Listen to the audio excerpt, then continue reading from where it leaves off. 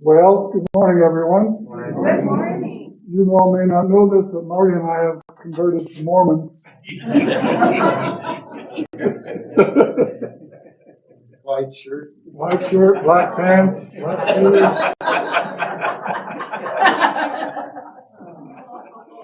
Two of you said that to me this morning.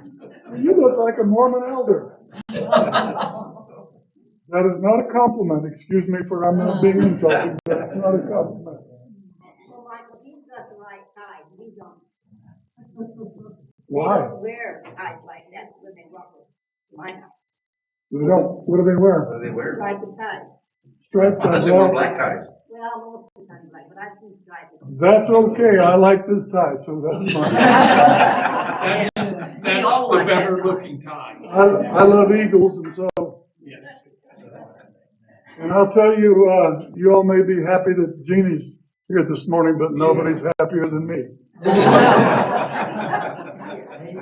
I made a 5.5 hour trip on the road the next morning after she was flown there, and I didn't know if I'd even see her again, because the way they were talking about the surgery and all that, it didn't sound good, because they talked about doing it as soon as she got there. And anyway, she's much better, and I'm happy about that. So I'm happier than any of you that she's better. And I know you're happy about it. So that. And I shared something Wednesday night. I'm going to share it again because a lot of you weren't there. But sometimes in the middle of trials, the Lord gives you a blessing. And while we were at the hospital there in Denver, I was up there all day, every day, of course. And I think it was the third day that we were there, and this woman comes in. She was black, and she said, "I'm Mary, and I'm the cleaner." And I could tell that she had an accent, sounded very African to me. And so, well, not all black people are from Africa, you know. There's from the Caribbean and South America and other places. So, but she sounded and looked African to me. And so I asked her where she's from, and she was from Ghana. And she was from the same city where we live, where I was the principal at the seminary.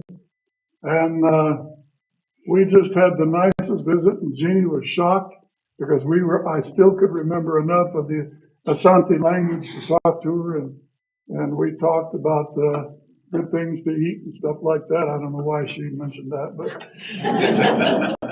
anyway, we had a really good talk, and for about 20 minutes, and finally she said, I don't want to. She said, but I've got to go back to work. And she said that I had made her day, and of course she made mine too. But it was a wonderful little treat.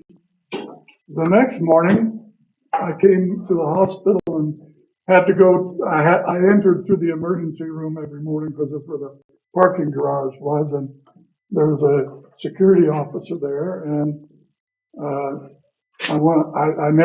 that is a maze of them. If you think St. Mary's is complicated, it's simple compared to that one. They've got all these towers, and so you can get on an elevator for the 7th floor, but it's not in the tower that you need to go to. So you have to go back down and go to the 1st floor and go to another elevator. Anyway, it was a mess. So I just simplified the whole thing, and I went to the security guard every morning, even though I'd been there, and asked him where I go again.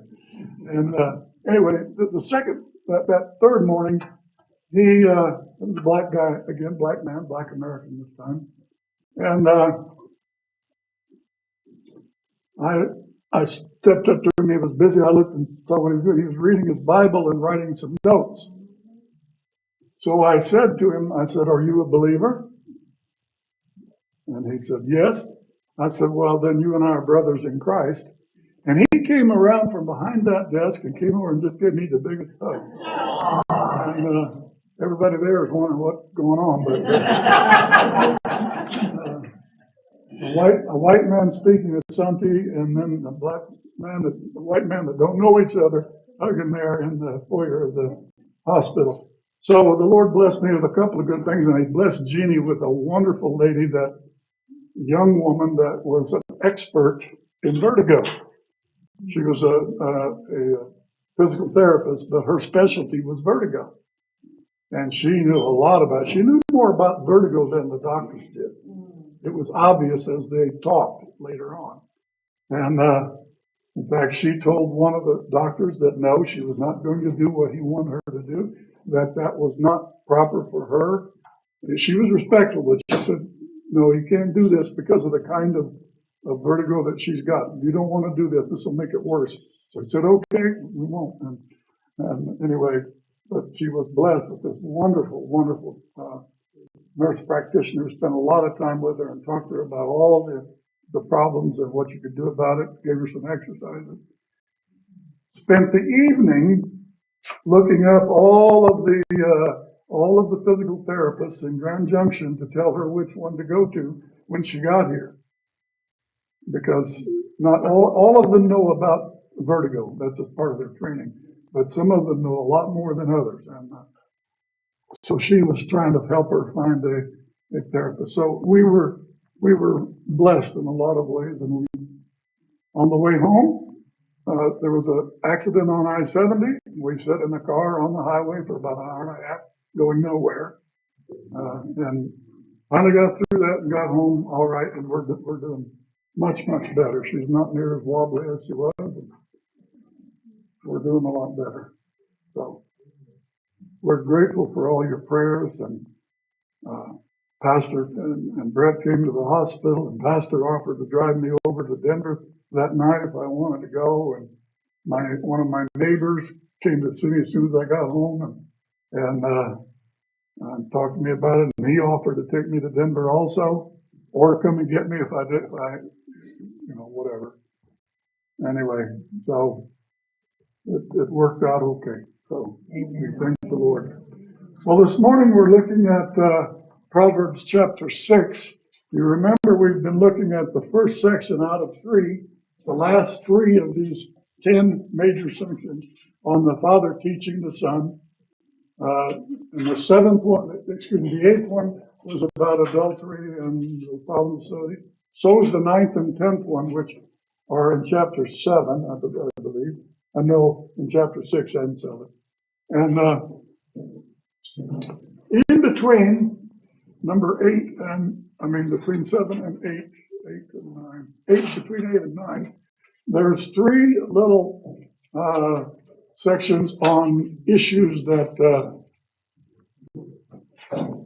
for the life of me, I can't figure out specifically why they're there in this particular place, but they're there, and the Lord knows why. And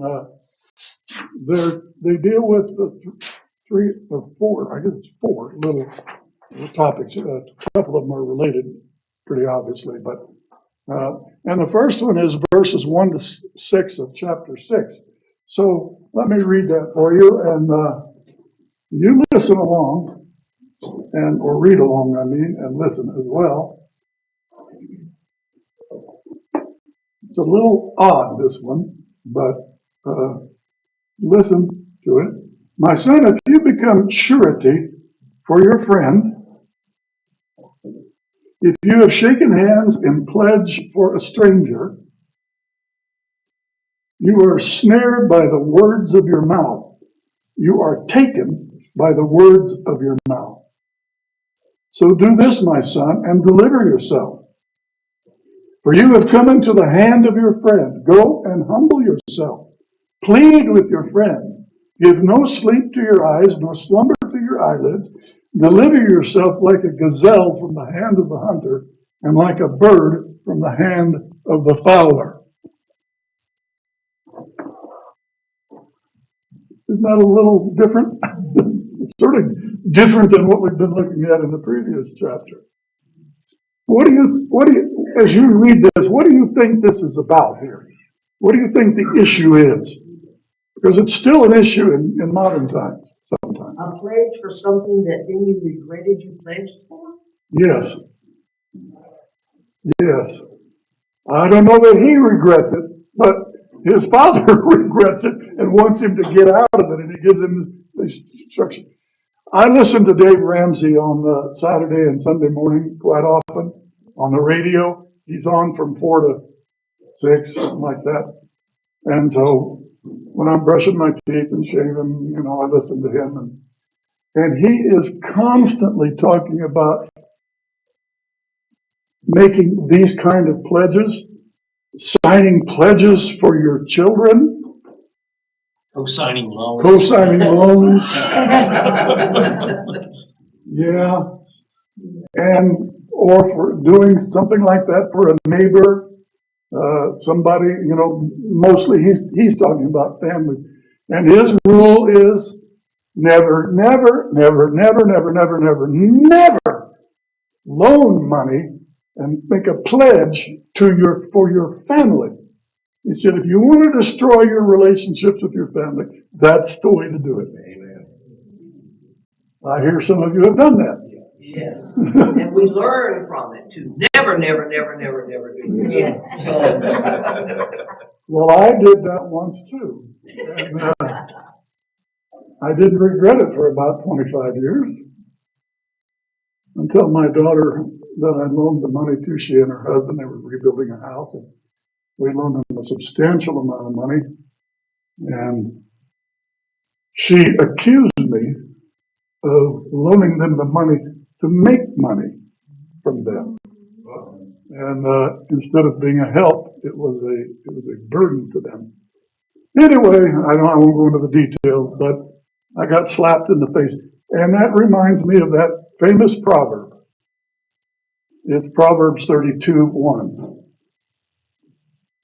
If you look at Proverbs, you'll know there's only 31 chapters. No good deed goes unpunished. So when you loan money to your kids, well, that's what this is talking about. In the ancient world, in Israel, in the ancient world period, but in Israel in particular, it was common for somebody to sign as a surety, as a pledge, that his neighbor would pay his debt, which meant that once you said that you would co-sign, we would call it, for that person, there wasn't signing, it was just a word exchange of words. But when you agreed that you would be a surety for his debt, you were as obligated as he was, like when you co-signed for a loan for your kids. If they don't pay it, the reason you co-signed is you will pay it. And you're up a tree without a paddle if they don't pay the debt that they're supposed to. And obviously, from the response that I got when I asked that question, some of you have done that and probably lost your shirt in the process. Well, my daughter paid the money back to me, so I didn't have to worry about that. But the other part of it was a problem. So he is telling his son, don't do this. But unfortunately, it appears he's already done it. If you become surety for your friend, if you have shaken hands and pledged for a stranger, you are snared by the words of your mouth. You are taken by the words of your mouth.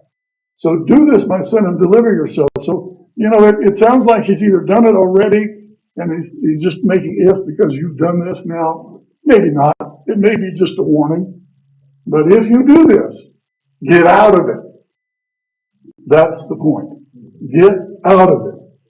For you have come into the hand of your friend. You are under his control.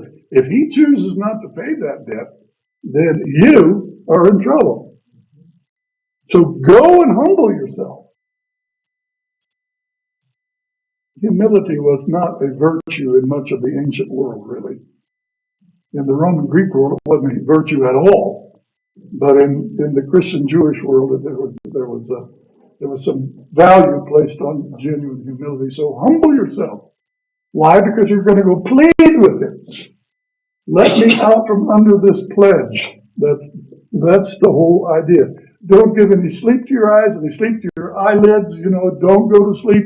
Don't wait till tomorrow. Do it today. Do it right now. Don't rest until it's done. Kind of a thing. Deliver yourself. Okay? So this is one of those passages I'm sure that Dave Ramsey and his crew and people, Christian financial counselors would want to go to. Don't ever do this. If you want to loan money, if you want somebody to have money, if you want a family member to have money, then give it to them. Yeah. Just flat out give it to them and don't expect anything back. That's Dave Ramsey's advice. And I think that would go along with what is here. If you need to help your neighbor, then help him. But don't obligate yourself for a debt that he may or may not pay. If you consider it a gift, then if they do happen to by some miracle pay you back, that's like a bonus. Yeah. Yeah. So, Yeah, you'll be getting a gift back. yeah, that's right. Yeah. Yeah, that's the problem. Yes. And the other thing to remember, if you give them that gift with the idea that this gift is going toward this particular situation based on what they have asked you the money for, and they choose to use it for something else, you better keep your mouth shut because you gifted it to them. You no longer have any say over what they do with the money. So just totally let it go. Well, now she went to meddling because I'd have a hard time doing that. But it's true. But that is true, and that is a hard lesson to learn. For me, to keep my mouth shut, oh yeah. Well, I might not say anything until the next time they ask me. Then I'd have words to say. Yeah. The writer of Proverbs is not dealing with that part of the problem, but yeah, it's true. You just better be quiet. If you gave it as a gift, it's a gift. It's gone. Write it off. Don't even think about it anymore if you can help yourself. But you know, these kids sometimes have a way of irritating you with things like that. Anyway. I never did that to my father. I'm glad I never did that to my father. I have a sibling that did though, and it still is, well, he's gone now, but up until he died, it was still an issue with him. But with him and my brother, I mean, it just created real animosity between the two of them for a long, long time. But so, now, look at verse 5. I think this is very interesting, the way he describes how strongly you need to get out of this situation. He said, deliver yourself like a gazelle from the hand of the hunter. You know, a gazelle is sort of like a deer, beautiful animal, very, very beautiful animal to look at, and they can run. The women were often named the Hebrew word for gazelle because they were such beautiful animals. And but when he's being hunted and about to be shot with an arrow or caught in a trap of some sort, get out, deliver yourself, knowing that you're being hunted, and it's not going to be good for you if he catches you. And then, like a bird from the hand of the fowler, that would mean probably a net that was spread out to catch the birds. They didn't have shotguns in those days, and bows and arrows weren't very good for hunting birds. But they made nets, and they sometimes they would spring and stuff and catch birds. They did a lot of that in Africa too. That when we were there, they would catch birds like that. Had all kinds of traps for fish and things. But in this case, the bird's trying to escape from somebody, and you need to escape before that fowler catches you, because he's going to eat you.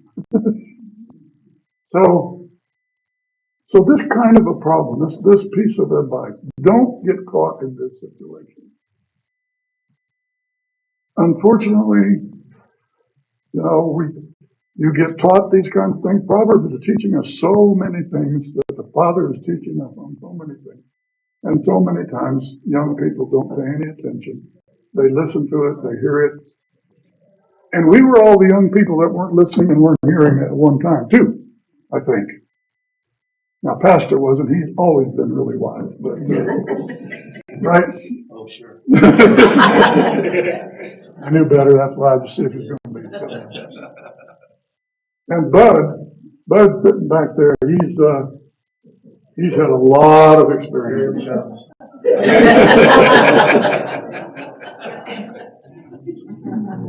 He said something to my wife to insult me this morning, and I still don't know what he said. So I'm just giving him a little back there. He said 92 years of experience, I think. So, anyway, our kids listen. Sometimes they listen, sometimes they don't. But here's really good advice. And I think, by extension, it's good advice for the young person, but it's good advice for him when he becomes an adult not to do this with his children or others either. And he's in this situation or being tempted to be in this situation and to get out of it. So it's really helpful advice. It can really solve a lot of problems between you and your neighbor or within your family and all of that if you pay attention. And we will hope that this young person that is being advised by his father will pay attention, because a lot of times we know that our children, others, don't pay attention to good teaching like this. Any comment you'd like to make on that little section? Not difficult to understand. Might be difficult not to do, but it's not difficult to understand, as with so many things in the scriptures. Yes. Michael, my question is, should this be in writing or is it all just verbal? Well, in the ancient world, it would have been verbal, for the most part. And back in our own country 100 years ago,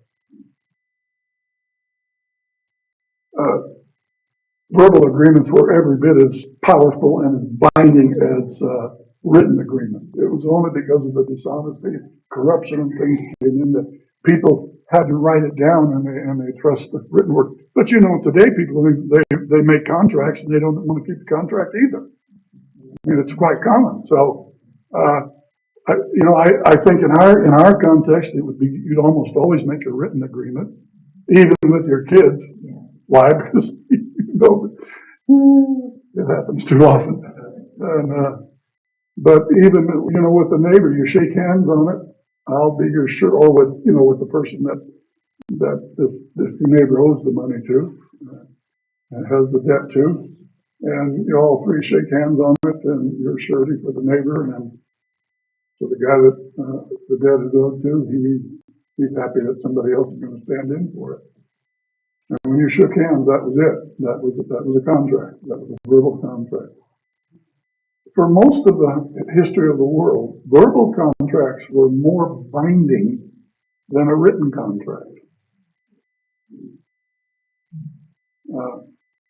That even applied to the writing, and it's one of the things that when you're studying the backgrounds of the New Testament and so on, the spoken word, the word that was preached, the word that was given orally and spoken in front of people was a major thing in their culture.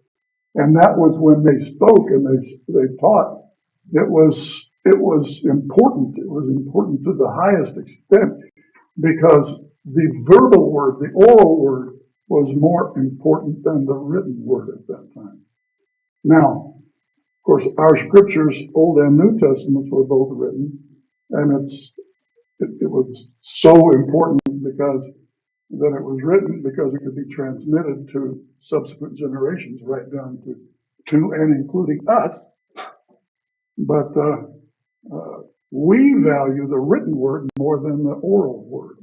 Somebody can say something to you and say, well, they may or they may not do what they said they would do. But if you have it in a written contract, you go to the lawyer and, you make a will and you make a trust and you do all those kinds of things that you have to do, and you sign that and pay through the notes for it. And that is really much more binding for us. We have become so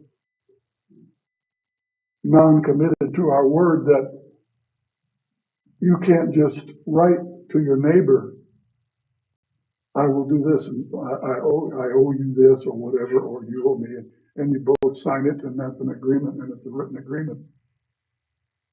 A lot of times that really won't hold up in court. You got to have a lawyer, and and all of it testified, and you gotta have a notary public that verifies that you who you are, and that's who he is, and the two of you sign it, because just the thing between two of you is not gonna be worth much. So, this was a problem, still a problem, something that most of us have learned not to do, but it's still a possibility. Marty? I do believe that it's not across the board. I think in the family, in one case, a lot of times it depends on what you know of their character. And I guess my example to that is when I was 16 and bought my first car, my mom co-signed for a loan for me to get the car, and it was only $1,100, but I made $2.32 an hour. That was minimum wage at the time, and she knew giving me the co-sign that there was no way I was ever going to let her down. She knew that I would do whatever I had to do to pay it back and make it right. You know, and I think either way, it's still a risk, but I think a lot of it, if you know your family member's character, I think that can make a difference. You know, so it's an exception, I think. Yeah, the exception that proves the rule. Yeah. Yeah, because you have to think about all that honesty. Yes, and there are times I loaned one of my other daughters money and she paid it back in a couple of weeks. But as a rule, it definitely. Yeah, but as a general guideline, and this also isn't. This is a native. If you have noticed that he says surety for your friend, if you have shaken hands and pledged for a stranger, somebody you don't really know, could even be in this case a foreigner, that you're just trying to, somebody you casually know that lives down the block, and they all of a sudden need help, and you live in a small town, and so you agree to do this for them. Don't. That's the teaching here. Don't do that. So, yeah, I agree with you that it does depend on the character of the person. Because the banks and people that are loaning you money, they want to know what your character is too. Do you pay back what you owe? Well, it's a problem, and the advice is don't do that. It's not a law, exactly. Yeah. The phrase, give me your word, should have super positive assurance behind it. It should. But we all know that too many times it doesn't, but it should. When we give our word as believers, you shouldn't have to have a written document. Because when you say you will do it, commit yourself to doing it, you should. Yeah. That would be a subsidiary teaching of this passage. When you say you're going to be a surety, then you have to do it. Yeah, because your integrity is all you really have. Yeah. I mean, if you think about it. Yeah. Okay. Well, the next section is about laziness. I don't know how much that will apply here. I hope not much. But chapter 6, verse 6 to 11. I love this illustration because I like to watch ants. I think boys like ants. Jeannie doesn't like them in the house at all, but I like to watch them. Go to the ant, you sluggard, lazy person. Consider her, and all the ants are hers, and be wise. Maybe it refers to the ant as her because this is really talking about wisdom, which is a her. Maybe. Consider her ways and be wise, which, having no captain, overseer, or ruler, provides her supplies in the summer, and gathers her food in the harvest.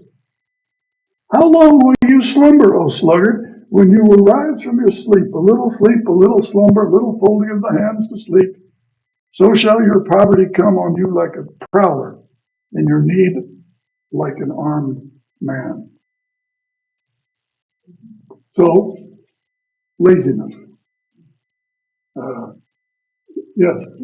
I liken the word laziness to procrastination, and I'm talking personally about me. Put off till tomorrow what you could do today. Right? And then you'll have something to do. Well, okay, there you go. All kinds of excuses for putting off till tomorrow what you should have done today. But go to the ants. The Lord has given these creatures amazing abilities, just built into their genetics to do a lot of things. Now we had in Ghana and Nigeria, you've heard of army ants, I suppose. Well, in both places, in the forest areas, you had these army ants, and they would come, and they would come in columns, sometimes 4, 5, 6 columns, and they would come by the billions, literally, billions of them, and they would make trails through the grass, through the forest, and they built roads. They would get to a small stream of water. They literally built bridges over the water with their bodies. They would start locking their legs together, and they would make an arch and go right over the water. They had soldier ants that stood on the side of the trail, and the soldier ants were bigger, about 3 times, 4 times bigger than the regular ants. They stood up about that tall, and they had these really sharp little pincers. And they stood up vertically, looking up with those pincers up to attack anything that bothered those ants that were in the column. Because those ants in the column were carrying the pupa, the eggs, to a nest. I watched several columns of these at one time doing these kinds of things. They actually had a little place where they made a bridge over the wall. I actually saw them doing it. And they hunted. As I said, they would come in columns. There's a column here, there's 30, 40 feet over. There's another one and another one and another one on some kind of a signal. How they signaled each other, probably a chemical signal, the scientists think. But those ants would make a signal, and they would disperse instantly, everywhere. And they would capture anything that was in where they were. They could kill snakes, lizards, they could kill people. If you had your chickens pinned up, they would swarm those chickens and just cover them where you couldn't even see them. They were nasty little critters. But I watched one group of them one time. We had them many times. Every 4 or 5 weeks, we'd have an attack of them. And they would, I watched them. There was a stump, an old stump of a tree that had been there, and it kind of rotted out underneath. I watched them for 6 or 7 days in these columns, this wide, moving about this fast, with 10 or 12 wide in that column, going down into this stump, one direction, for 6 or 7 days, millions and millions of them. And so, when you talk about looking at the ants, this is a little, I know that's a little more graphic than just, an ant crawling around in your house. We had them in the house too, and actually we liked them to come in the house because when they got done being in your house, there was no insects in your house at all. They'd kill everything in the house. They would kill your pets too, if the pets couldn't get away from them. But it was nice to have them come in and clean out all the other animals. They would kill lizards, they would kill scorpions, they would kill anything that was in your house and eat it. So they were marvelous, marvelous creatures. really, to watch them and just to observe them. Now, this is not talking about that exactly, but, the Lord has given these little creatures these innate abilities. In this particular instance, it's talking about them without any kind of a leader, an overseer, or a ruler that we can see. They collect food. They store it up. And that's what these ants were doing in that big nest that I was talking about. They were storing up, they were putting the pupa in there so that they would all hatch, and all the ants. And the queen ant was somewhere in there and laying eggs by the thousands. And but these ants are storing food, gathering food, storing it up for the winter. And the point of the proverb is they're smarter than a lot of people are that are lazy, won't work, won't do anything they haven't learned. So observe the ant. He knows how to pack up food for the winter. He knows how to work and do what's necessary for survival and to have an abundant life, to have life. Remember, wisdom, the use of wisdom leads to life. And so he's wanting them to have life that is lived. Like the ant stores up food, you should be storing up food. You should be working hard in the appropriate times and gather your food like the ant does. And don't be sleeping all the time. I'm finding that one a little harder to pay attention to as I get a little older. I really like my naps.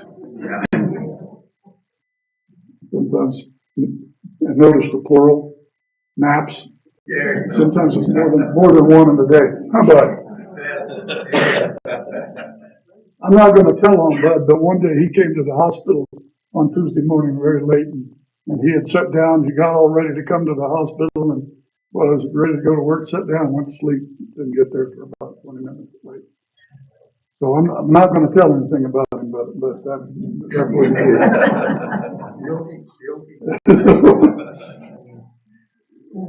So pay attention to the ants. Don't sleep. Don't doze off. A little sleep, a little. Oh, I'll just sleep a little bit longer, and don't get your work done. A little folding of the hands, whatever. So shall your poverty come to you like a prowler, and your need like an armed man that's coming to rob you and take what little you have.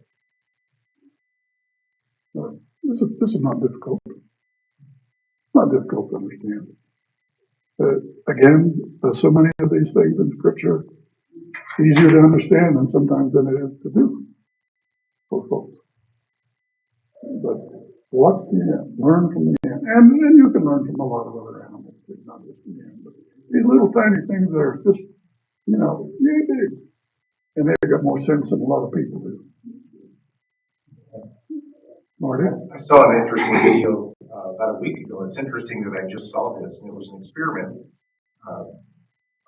for ants, and it kind of compared to how ants work together as to how people work together. So they had this object. It was probably, I don't know, almost as big as this room, but it was like an H pattern, and they got 60 people, and the goal was to get it through these like double doors when it didn't fit any one way, and so they were filming it from like above, so the people looked like ants. So all these people, all they were told was get it through these doors. So all these people were trying to do it, and they're all moving it around. You see them, it's going all kinds of goofy ways, and about 45 minutes later, they got it through. So they did the same thing. They took 60 ants and did a scaled down version of that, and the ants went in there and they solved it in about 45 seconds. The ants went in, they all worked together, just went bang, bang, bang, bang like this, and all of a sudden, whoop, they got it through. Yeah. Like it was nothing, because they all worked together. Yeah. And the people fought each other the whole time. Everybody had their own way of doing it, so they all pulled a different way, and it was really interesting. Well, when I was in Marine Officer Candidate School, we had one day where they were giving us all of these challenges, kind of things that you have an exercise that you were to cross this creek with the materials they gave you. Well, one of them that day, they gave us some rope and some beams and stuff, and we never did get across the creek. We never could. To this day, I don't know how you were supposed to get across the creek with those. You couldn't. It was not wide enough just to lay them across. And anyway, it was. I still don't know how you get across it. We just were dumb, I guess. But we worked and worked. We were running around like crazy, and you don't see the answer in that. I've seen them pick up things, that would outweigh any single ant probably 100 times. A big praying mantis. We have praying mantises like that big. You see those ants all together, pick that praying mantis up and walk down the column with it. They killed it. And Carrying out like Cleopatra. carrying out, yeah. Yeah, like that. Yeah. So we can learn from nature. I think that's the illustration of the instinct that the Lord has given animals that we can learn from for human life. This is not.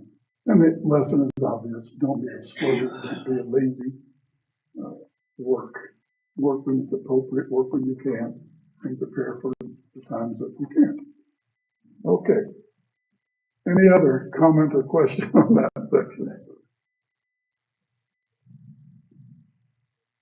I like that one. About the ant. The next section, 12 to 15, a little more specific warning against wickedness, being wicked, the wicked man. Verses 12 to 15 there. A worthless person, a wicked man, walks with a perverse mouth. He winks with his eyes. He shuffles his feet. He points with his fingers. Perversity is in his heart. He devises evil continually. He sows discord. Therefore his calamity shall come suddenly. Suddenly he shall be broken without remedy. Describing a person that's truly wicked. He uses every aspect of his being. He speaks evil. Yeah. It's funny how Hollywood glorifies people like this. Every time I read this section, it reminds me of the movie The Sting. Motions with the finger and their, all the signals that they gave each other. And Yeah, and he uses all these anatomical, physical body parts that each of them has its role in this wickedness. The obvious one is to speak perversity, speak evil, speak bad things, speak wicked things. That's obvious. It could have used the tongue, and sometimes it doesn't use the tongue to describe that kind of thing. It winks with his eyes. I used to get in a lot of trouble with my mother for rolling my eyes. you still know this.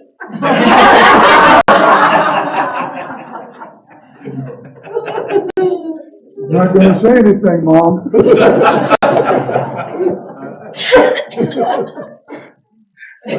Yeah, I still do that sometimes. But it illustrates how, maybe you don't think of the eyes as being wicked, but when you're doing that and you see one of your kids rolling their eyes, you're not happy about it. They're just, what do you know, stupid, kind of thing. And, or he shuffles with his feet. Not exactly sure what that means. Have some idea what that means. But I read, trying to figure out, shuffling with his feet. It must have been some kind of a signal. It obviously is some kind of a signal, some kind of a doing something that indicates some kind of wickedness, perverseness. I'm not exactly sure. Points with his fingers, and how we all, Excuse me, I'll point over here. Thank you. I'm pointing at Arlene now. Or, we've got little signals with our hands too.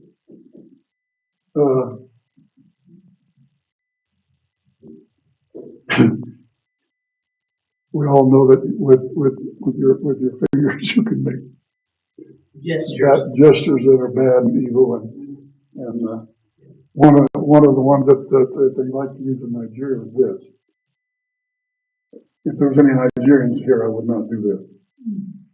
But this is a really evil thing to do to somebody. It's like putting a curse on them. So it's worse than the uplifted middle finger. It's worse than that. It's just putting a curse on somebody. It was a sign with all fingers. You spread those fingers out and make a face to go with it, a grimace to go with it, and that was a fighting signal. If somebody caught you doing that after you'd done that to them, you'd be fighting with them. How do you say hello? Wave it around, is it okay? You don't go like that. No. So it's a gesture of putting it forward at them. You don't do that. Not unless you want to fight, not unless you want to make somebody really mad. It was a road rage thing too, quite often, that people would do. So, all cultures have different things to do with the fingers and the hands and make gestures with the eyes and stuff. Sometimes good things, sometimes bad things, but oftentimes bad. Think about people making gang signs to one another and stuff like Yes, that. yes. We had, when I was in flight school, we had several gestures that we could communicate with other aircraft, like this one. It's the thumb. Know what that means, Bob? You need to refuel. You didn't want to, you were blocking out your radio communication so you wouldn't be located. So you just, I'm getting low on fuel, I need to do it. Or like this, and thumbs up. Everybody down the line is getting ready to taxi for takeoff, and everybody ready to, that's, so you know that we're ready to go, but you went like this. Need a drink. Anyway, we'll come back to that next week and finish that section, but we're going to look at 6 things the Lord hates, 7 are an abomination to him. We're going to look at that list next week too. So be reading ahead. I'm not going to spend a great deal of time on the 2 sections on adultery in the rest of chapter 6 from verse 20 and chapter 7. I'm going to do kind of a general summary of it. We've kind of covered what that's about, but there's some things in there that I want to point out to you that next week. So look at those chapters as well. The rest of 6 and chapter 7. 8 is a really wonderful chapter in Proverbs. We'll be looking at that in some detail. So look at these for next week, okay? God bless all of you. Thank you for being here, and thank you again for your prayers and your visits and cards and phone calls and all that you did while Jenny and I were in the midst of our troubles. And I know there's lots of others who have troubles what we're going through. So, Charles had others. So let's pray together. Lord, we do thank you so much for this beautiful day that you've blessed us with, and for everyone that's here, and for the goodness of your word and the teaching of your word to help us with the common problems of everyday life, and loans and debts and not being lazy and the wickedness of the wicked and things that they can do and say and think and signs they make and all that. We thank you, Father, for the teaching that reminds us to be the kind of people that you want us to be and to pay attention to wisdom as you teach it to us. And so, Father, we ask you to bless our worship service to come. Be with our pastor as he preaches, that you'll fill his heart with your spirit, that he will share your word with us and will glorify your name, and that we will hear and listen and learn and be obedient to your word as well. So we ask you to be with us now as we worship together. In Jesus' name.